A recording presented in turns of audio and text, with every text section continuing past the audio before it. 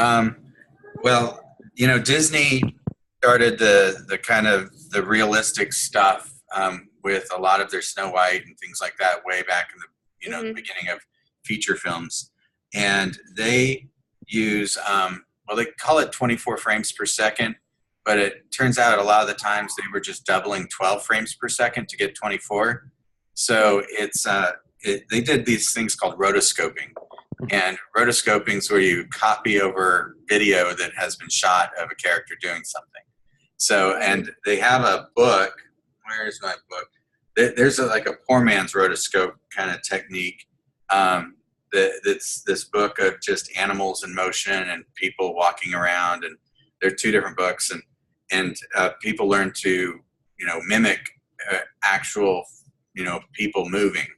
And Yeah. if you look, there's actually a couple of really good YouTube videos out there that show a lot of the same movements used over and over again, Hmm. um, like Mowgli walking over a set of stones and kind of moving a stick around. And if you look, the little girl in Rescuers is walking across a couple stones and moving a stick around. And they're literally the same movement. They were Yeah. just repurposed, but that was video, or back then it was film. They actually shot, not even shot, golly, I guess they, anyway, I don't know the old terminology anymore, but basically they shot video of a little girl walking across some stones, and then they traced their character over the top of it. Hmm. So that's one way to get realistic movement.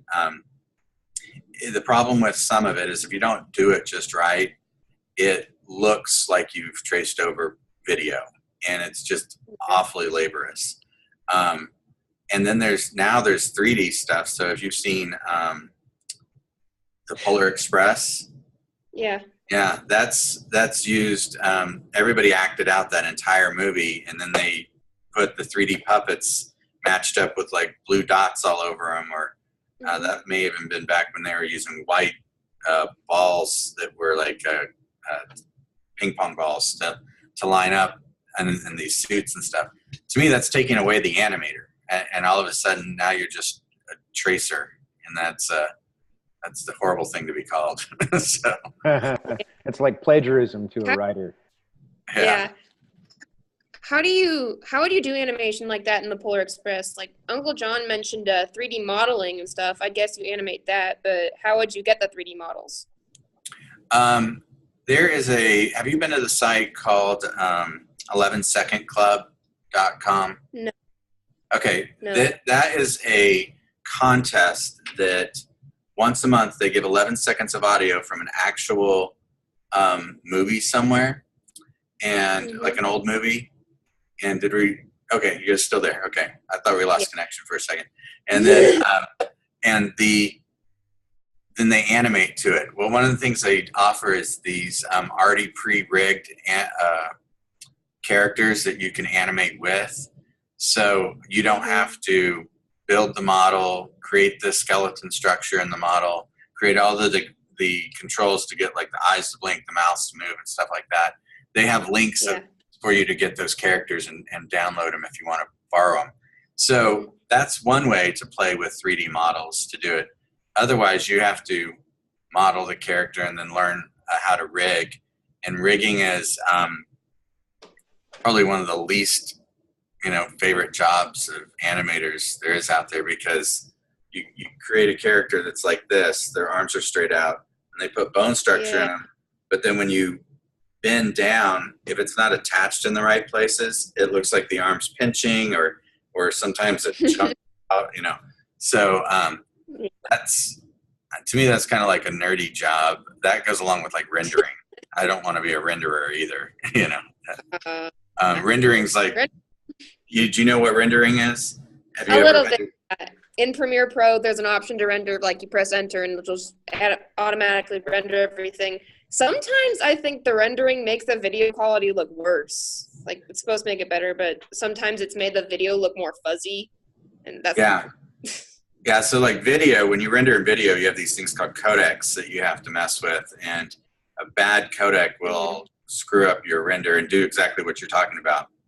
And 3D Yeah. modeling, it's about the lighting and I guess there are codecs. It's a little bit different, but it's pretty much we stick with H.264 or MPEG-4. Those are video formats, Cheska. Yeah. Yeah. And they work, they're pretty standard and work with everything. You're lucky enough that a lot of this stuff has been worked out now, and we used to have to like figure it out on our own. Did you ever stay up until like 4 a.m. checking on your renders, Chris? Like I used to have to sleep on my office floor while stuff was rendering. I had labs of computers doing that. Like, oh yeah, yeah. We had a render farm, Cheska, which means we had linked up 12 computers so that they all shared processing power, because processing power was so much less back in that day and age. So yeah. Some of these renders that we're talking about took 12, 16, 32 hours, depending on the computer. Wow. Yeah, there's now software that renders on the fly, and it's gotten so good. It's actually made for video game development, but people are starting to use it for 3D, just for video and stuff like that. And I can't remember the names of them. Let me see if maybe I can look up one or two here on my computer. But they're free downloads, and people can get involved with them. Oh, Unity. I think Unity is one. And I got another one on my desktop. Let me see what I've got here. Jessica, are you taking notes of all of this stuff? Or are you writing down the website addresses that he's giving you and all of that? Honestly, no. So what was the website name that you mentioned again, Chris? Yeah, the 11-Second Club. That's if there's nothing else that I say today worth anything, you should definitely visit 11-Second Club. And it's, you get to go back and watch like other people's animations from the previous months and stuff like that. Yeah. Unity, if you like coding, I mean, I don't know if you like coding. I'm not a coder. So. I've never done coding. Okay, well, you may like it. I mean, those that can pick up the skills, it's awesome. My brain shut. So, I'm sorry, what? Yeah. I may have attempted coding once by accident, but I had no idea what to do. Yeah, I'm with you on that. So, but Unity has some simple type of coding, I think. And then there's another one out there. I can't remember the name of it. But if I do, I'll pass it along. And it's another game generator, but these game generators have where they can generate the graphics on the fly. So I have a student right now that's entered in state competition, and the competition was they had to make a hockey rink, and then they had to have a game of hockey being played while they gave a tour of the facility. And I was like, in the old days, there would have been no way a team of 3 could pull that off in 2 weeks. Yeah. But now they did it, and they rendered on the fly in like an afternoon. And that's kind of unbelievable anymore. You know, I mean, actually, we're talking about like 30 minutes, which still. Yeah, that is unbelievable. Yeah. Yeah. So, and we're talking about weeks of rendering kind of stuff. But so anyway, that's the same feeling I had when Flash came out, and we could animate something in a day that used to take me 3 months and had to be shot on a camera and sent off and hope that when it comes back, it's all right, you know? Yeah. So, and when there was a piece that didn't work, we actually took a real razor blade and cut the film and taped it together. And that was linear editing at the time. So, anyway, any other questions? About the smooth animation thing, do you understand what I'm asking? Like, are you talking about how many frames per second do you need to do the smooth? Or are you just talking about how you just make it look? I mean, like drawing it to make it look smooth. How do you make it look smooth? Smooth as in like the motion looks smooth instead of just like skippy, you know? Right. Did I give you a link to a guy who does the 12 Principles of Animation video? I don't think the video. In the last meeting, I think you gave her the name of the book, Chris, Oh, okay. and the author. Let me look up something here real quick. The tools. By the way, did you ever order the books that Chris mentioned in the last class, Jessica? Not yet. We were thinking about doing that, like getting one of them. Okay. Let me send you this link. How do I get back to you? Oh, there you are. Okay. In chat and okay.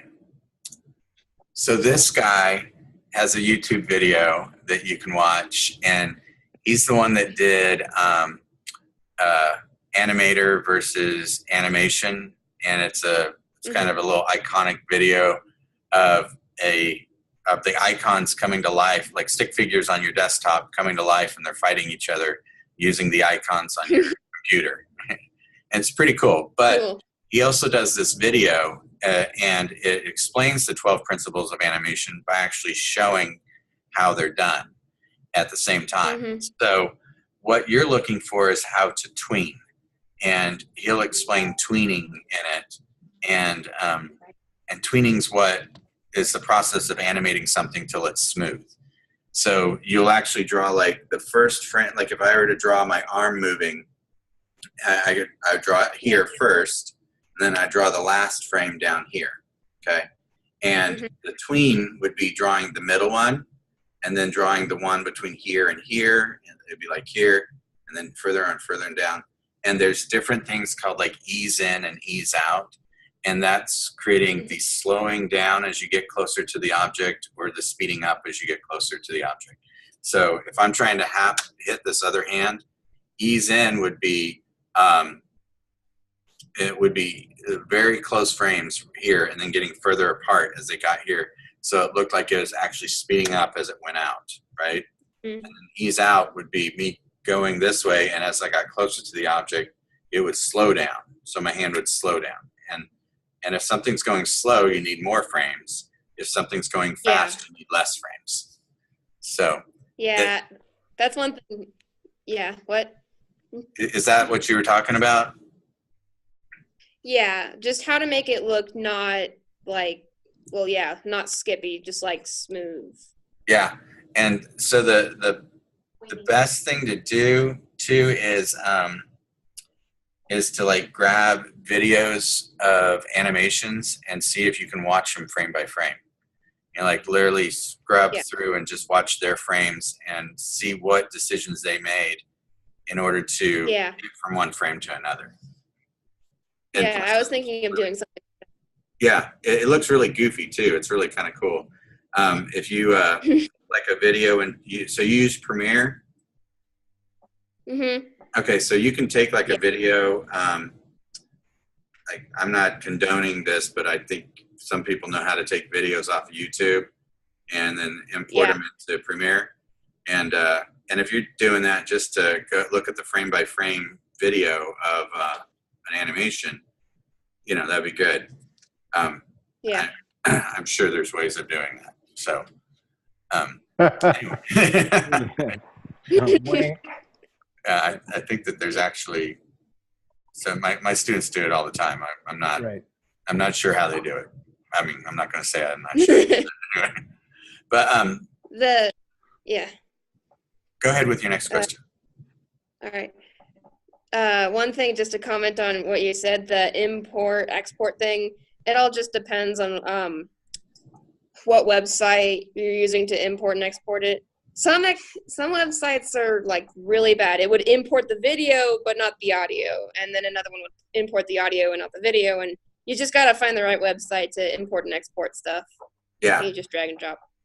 Yeah, we usually Google that at the beginning of the year on one of our projects, and it seems to be a different one that works every year. So you're right, they get better, and I don't know. Anyway.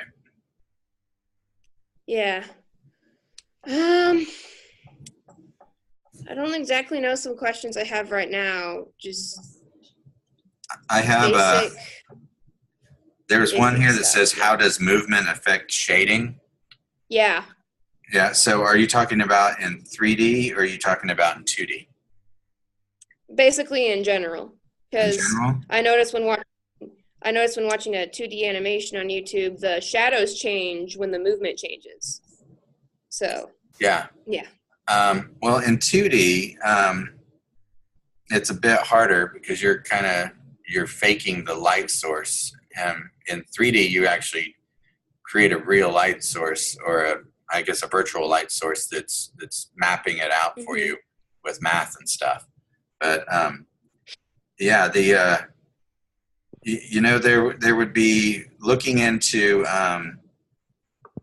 there's a lot of good stuff on learning how to do cast shadows and different shading techniques that I'm sure so if you just Googled that, they would show how to even like cast a shadow in 1-point perspective.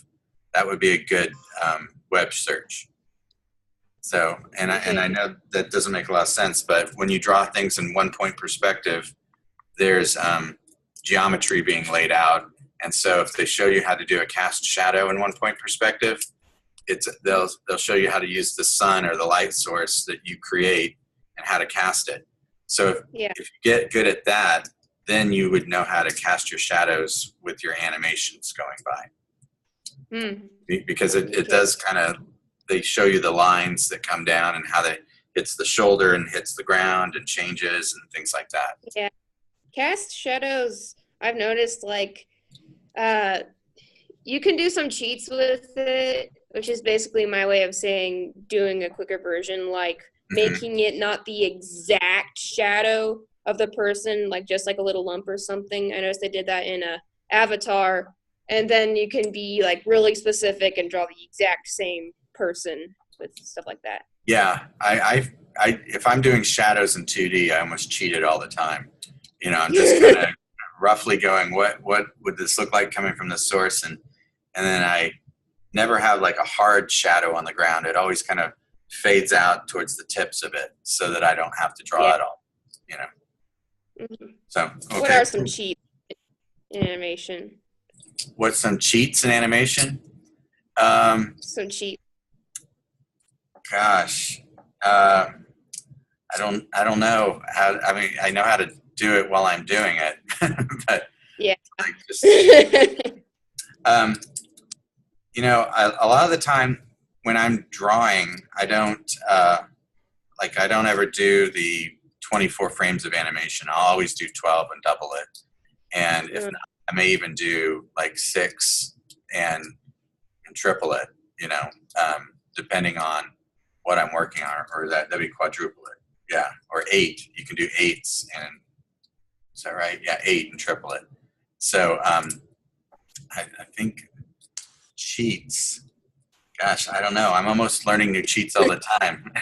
So the big cheat is to use YouTube like crazy, because when you get a new project, it's not so much important to learn a lot of stuff as it is to know how to learn. Because if you can constantly update your skills, then I may draw something today and animate it, but when I like a horse running or something, well, when I go to animate it like 6 months from now, I may Google it just to see what people have done on YouTube as far as demos, because somebody may have come up with a really cool cheat on how to do it. So I always look to see what's out there before I start a project, to see if it will speed up or make it different. And I'm not wanting to repeat my old styles anyway, so I'm constantly just trying to look and learn. Yeah, me too. And I see number 7 is, where do you start? And I think that may actually be where you start, is just research and kind of looking out into the world and the web and stuff. Okay. What is the most important thing you need to know when animating? Is that you're not just moving an object, you're actually bringing it to life. I would say that's where the acting and stuff like that comes in. Because, they always start with like a bouncing ball or a flour sack animating. And the ones that are good are the ones that have character and life to them. The ones that are just moving, they're not, that's what we call motion graphics. And that's good for graphic design and stuff, but it's not really exciting for animation. As you're talking about character animation. Let's see. Oh, rain, sandstorms, snow. Yeah, things like wind can affect what you're animating. Like if you're trying to show something blow, you're gonna have to do a lot of stuff. Yeah, actually, can I throw something out there on this one, Chris? Yeah. So I actually had to use a lot of what you're calling wind, rain, all that kind of stuff. We would call particle effects. Mm-hmm. So particle effects in physics. Particle effects can be everything from what you said: wind, sandstorms, hail, lightning happening on screen, sparks coming up from a welder welding metal, all that kind of stuff. There is a great site called videocopilot.com. If you'll write that down, Jessica. And have you seen any of the new Star Trek movies? I'm not that into Star Trek. Okay.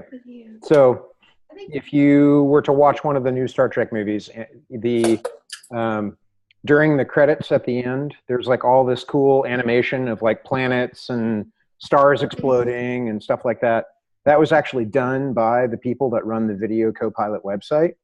And what they do is they build libraries of particle effects for other animators to download and incorporate into their videos. And there are a lot of the animation softwares, like I used Lightwave back in the day. And Lightwave had plugins and extensions that you could download, like the one that you would download to do hair. Like when you do like that, I don't have hair, so I can't do it. But if you were to go like this, and you know how your hair would kind of flop like that, hair is one of the most infuriating things for animators to work with because it's got it reacts to wind, it reacts to sunlight, all that kind of stuff. So there was a plugin called Sasquatch that you would download for Lightwave, and basically it had all of these controls that specifically had to do with animating hair and the physics behind it and the lighting behind it and all of that stuff. So I would look at videocopilot.com, and they have tutorials on there. They have particle effects libraries, etc. But yeah, Chris probably has a ton of other stuff as well. Well, actually, I was just going to say, you might want to learn effects if you want to. You can also apply those effects on top of your video if it's just like rain or something. But if it's like something that needs to interact with the character, that's something you need to do inside the 3D software. If you're doing it in 2D, you should look up something called effects animation. And that's, there used to be people that just drew the lightning, and even on like on video, like if you look at the old Back to the Future movies, the lightning that came down from the sky and struck the tower, that was before computers were doing it. So someone actually drew that lightning frame by frame. There's a lot of really bad 80s movies that have really good effects like that. Yeah. So, I had a friend that, he would learn, his job was to learn how to draw a lot of effects. And he looked at a guy his name was Ryan Woodward. And he'd be really good at looking up. And Ryan used to do all the animation for like Osmosis Jones. Have you ever seen that? So I don't think so. That may be when she was like 4 years old that yeah, came. that's an older one. Yeah, Osmosis Jones was a video about like germs and stuff that were going through the body. And so his job was to, when the characters were writing, waves of blood going through arteries and white blood cells and all that stuff. Mm-hmm. He did all the splashes and the wind and I don't know, everything that's happening in the body. they actually looked. It didn't. It was, I can't stand the sight of blood, and I love that. So Yeah. it's not a gruesome thing. It's a cool thing. But Ryan Woodward would be good to look up, and his effects animation, he carries it over into his regular stuff. And it's. Have you ever seen the video "Thought of You"? No. I'll send you the link. He just took a piece of music and animated to it, and it was unbelievable. But let's see. And then there's a making of the Thought of You as well out there. It would be worth looking into. Actually, I can probably get that too. Okay. Copy this. And so I'll send that here. So that's really cool. And I think he actually taught animation for a short time in Salt Lake City. And here's the making of it. I'll send this to you too. And he uses Flash. So those two links are really cool to look into, but his website has some of his old Osmosis Jones stuff on it, so you could look him up and everything from that. Mm-hmm. So, and let's see here. The last one I have, I think, is what is the difference between animating people and animals? Yeah. 2 legs. As far as mechanics.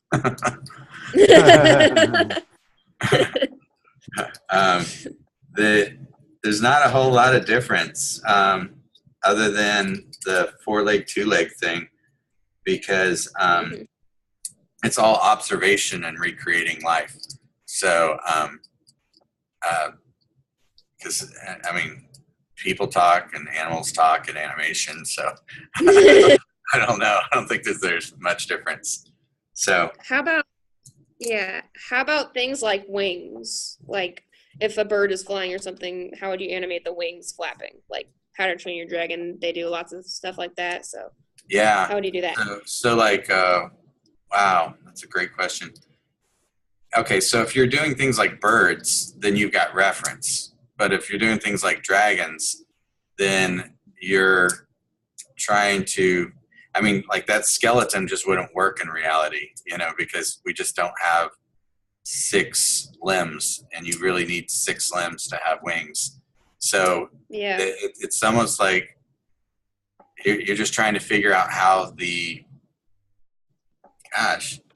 I would maybe look at like an eagle carrying something heavy, and that would probably be like how I would think a dragon would fly. So I might look at that, because dragons they're pulling up a lot of weight, so they're really trying to get off the ground. And then once they're up there, it's just pretty much soaring and looking awesome and stuff. So yeah.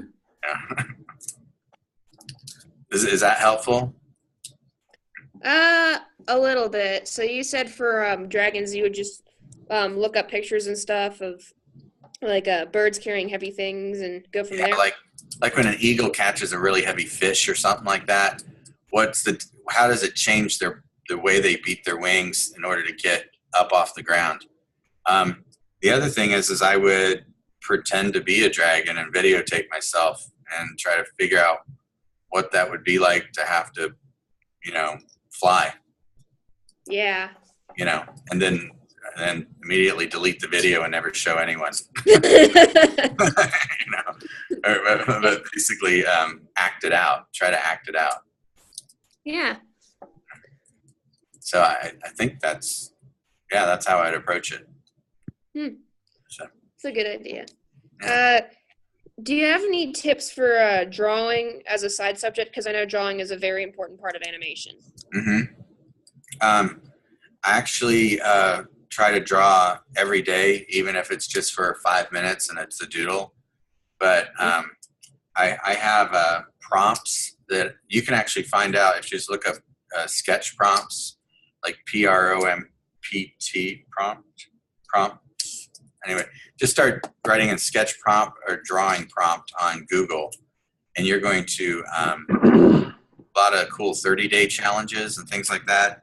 Inktober is another good one. They give you prompts every October to draw something every day, and it's just Which an one? idea. Inktober. Okay. It's like October without the OCT. It's INK instead.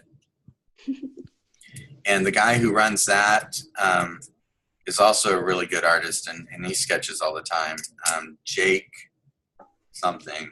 But if you look up Inktober, you're gonna find him. But right now, like my students have sketches due March 12th, I think, and it's like 90 days of prompts that I've given them to just sketch something. So I tell them they can take up to an hour, but no more than an hour. I'd rather them. I really want them to sketch. I want them to be loose, quick lines, and try to capture something very quickly.